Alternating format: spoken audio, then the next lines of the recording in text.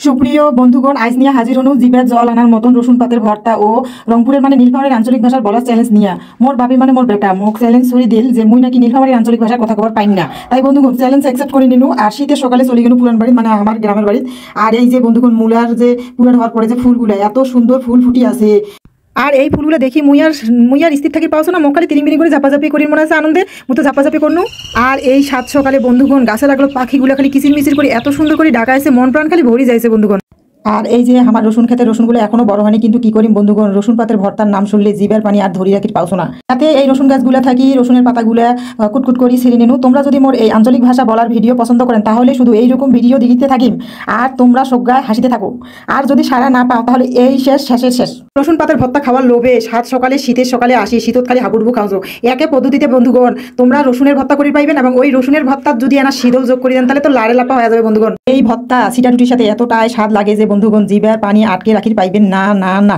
তো এই তো আমার আলু বাড়ি, তোমাকে ওয়াদা করনু যে এই আলুর ভিডিও তোমার সাথে শেয়ার করি। রসুন পাতগুলো নিয়ে চলি আনু আন্দন ঘরত। আর সুইচ টিপতে বন্ধুগণ পানি একেবারে বৃষ্টির পানি একেবারে ঝিঝিরানি পানি পড়া শুরু করি, সাথে ধুইতে বড় একটা বাটি নিয়ে আসবো। আর এখানে বেশি করে পানি দিয়ে এখানে ঢাপলুস করি এখানে রসুন পাতগুলো এখানে ধুইয়া নিয়ে একটা শপিং বুকের বোর্ডের উপরে এখানে দিয়ে দিন, দিয়ে এখানে কুসকুস করে কাটি নেব।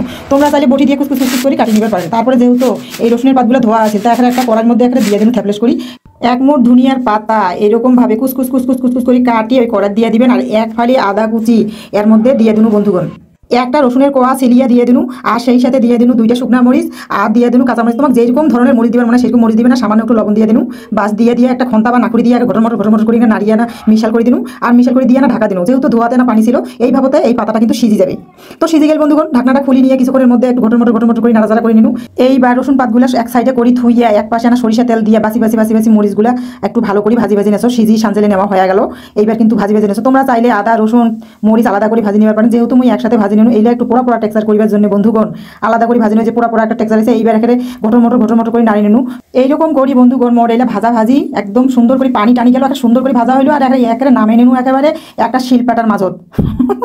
শিলপাটা না থাকিলে এইরকম ব্লেন্ডারে বাটি ঢুকিয়ে খালি ঘর করে এক ঘড়িতে ভর্তা হয়ে যাবে বন্ধুগণ, কিন্তু শিলপাটার ভর্তার স্বাদে আলাদা। তো মই হাত দিয়া শিলপাটা দিয়ে এইরকম করি পাথর দিয়ে এখানে ঘুষি ভালো করি এখানে ভর্তা করি নিন বন্ধুগণ। ভর্তা করতে কি কম বন্ধুগণ, মোর জিবার ঝোল আর আটকে রে পাওছো না। এই ভর্তা তুমি সিটা রুটির সাথে খাই।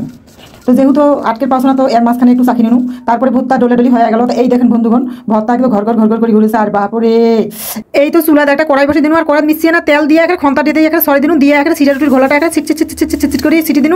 সিটা রুটি ভাজা বন্ধুগণ খুবই সোজা। ওয়াদা মই তোমার সাথে এই সিটা রুটির রেসিপি শেয়ার করি। তাই এইটা দিতে না দিতে সিটা রুটি হয়ে গেল।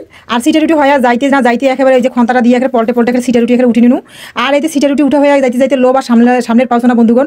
আর এই ভর্তার পাশে একে সিটা রুটিগুলো এখানে সাজিয়ে নিনু। এই রসুনের পাতের ভর্তা আর সিটা রুটি যদি সামনে থইয়া দেখি থাকেন বন্ধুগণ আর থাকি পাইবেন না। আর দেখতে যা ভালো লাগে বন্ধুগণ। এরকম আরও ভিডিও পাবার চাইলে বন্ধুগণ সাবস্ক্রাইব করে ফেলাও। আর সাবস্ক্রাইবের পাশে যে ঘন্টাটা আছে গট করে বাজে দাও। আর লাইক করো, আর আপন যত লোকজন আছে সবাইকে শেয়ার করে দাও। আর আজ এই পর্যন্ত বন্ধুগণ, কথা হইবে নতুন কোনো রেসিপি। ভালো থাকবেন, সুস্থ থাকবেন, আল্লাহ হাফেজ।